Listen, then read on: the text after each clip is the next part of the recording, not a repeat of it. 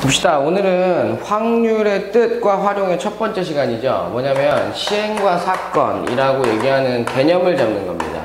시행과 사건이라고 얘기하는데, 여러분들이 이제 개념상에 대한 모습들을 잡기 위해서 용어상에 대해서 정확하게 다 알고 계셔야 됩니다. 용어를 정확하게 알지 못하면 문제를 풀어갈 수가 없으니까, 여러분들이 주사위를 던졌다라고 얘기합시다. 주사위를 던질 때라고 얘기해 봅시다. 그럼 머릿속에서 떠오르는 건 뭐가 있겠니? 여러분들이 생각할 때 잠시만요. 여러분들이 떠오르는 건 뭐가 있겠니? 라고 얘기하면, 주사위를 던지면 나오는 눈에 대한 모습이 1, 2, 3, 4, 5, 6이다 라고 얘기하는 것을 확인할 수 있을 거예요. 그죠? 그런데 이제 시행이라는 용어를 처음으로 배웁니다. 시행이 뭐니? 라고 얘기하게 되면 행동을 시작하는 거야. 뭐야? 주사위를 던질 때, 그지? 시행이라고 얘기하는 건 여러분들이 뭐라 그러지? 행동을 시작한다고 생각하시면 돼요. 행동 없이 행동을 시작하는 것을 우리가 시행이다. 그러니까 행동을 하지 않고 있다면, 예를 들어서 주사위를 가지고만 있어요. 가지고 있으면 행동을 하지 않았다면 반드시 던져야 됩니다. 아시겠습니까? 그랬을 때 여러분들이 뭔가가 이제 나올 건데, 주사위 눈이 1, 2, 3, 4, 5, 6 중에 하나가 나올 거잖아. 그지? 그 나오는 것을 표본 공간이라고 얘기하는데, 이거 이제 수학적 용어예요. 표본 공간이라고 얘기하는 것은 시행에 대한 결과, 나올 수 있는 모든 집합이야. 결과에 대한 집합이라고 생각하시면 됩니다. 뭔데요? 라고 얘기하면 1, 2, 3, 4, 5, 6. 여기서는 얘기하는 게 1, 2, 3, 4, 5, 6이다 라고 생각을 하시면 돼요. 그러니까 가능한 모든 결과의 집합을 이렇게 표시할 수 있다 라고 생각하시면 돼요. 그 다음에 1, 2, 3, 4, 5, 6이라고 얘기하는 표본 공간을 통해서 이제 여러분들이 사건이라는 걸 찾는데, 사건은 뭡니까? 라고 얘기할 때 이런 생각하면 되지. 야, 던졌어. 그런데 홀수의 눈이 나온대. 홀수의 눈.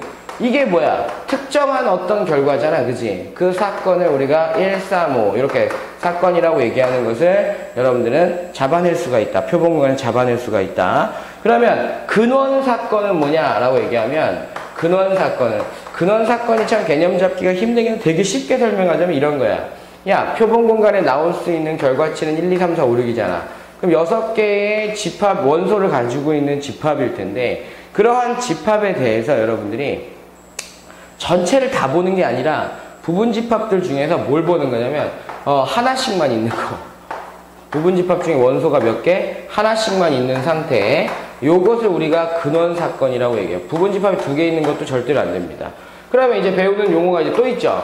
전사건이라고 하는 걸 배우게 되는데, 전사건은 뭐니? 라고 얘기하면 주사위를 던질 때 나오는 눈의 수의 집합이라고 얘기해보자.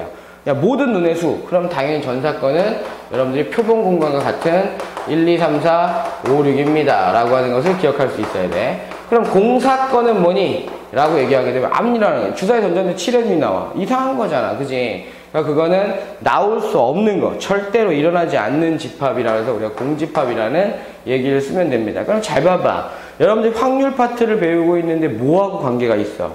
집합하고 약간은 연관성을 짓고 있다. 그래서 문제를 풀어갈 때 여러분들이 이런 식으로 집합으로 보시면 됩니다. 그래서 여러분들 수학적 용어 이제 하나를 더 추가하게 되면 배반사건과 여사건이라고 얘기하는 것이 있는데, 여러분들이 배반사건과 여사건에 대한 문제를 풀어갈 때는 적어도라는 용어, 여사건 알잖아. 대부분 이제 선생님 집합이랑 연관성이 있다 그랬으니까 여사건이 무슨 뜻이겠어?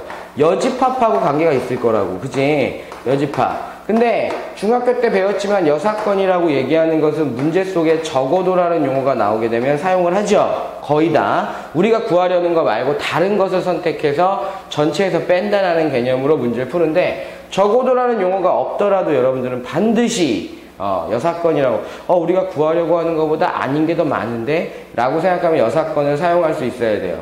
배반사건은 여러분들이 이 생각을 반드시 해야 됩니다. 사건에서, 그러니까 시행에서, 경우의 수에서 가장 중요한 내용이 될 수도 있는데, 잊어먹지 마세요. 잊어먹지 마시는데, 배반이라고 얘기하는 것은 뭐냐면, A하고 B가 동시에 일어나지 않을 때야. 알았어? 동시에 일어나지 않을 때 전제가 되기를, 주사위를 던지고 있고 뭘 또 다른 걸 던지고 있고 뭐 이랬을 때 어떤 두 사건에 대해서 A 교집합 B가 공집합이 되는 상태, 즉 겹쳐지지 않는 상태라고 생각을 하시면 됩니다. 겹쳐지는 게 없어. 그랬을 때 우리가 배반이라고 얘기합니다.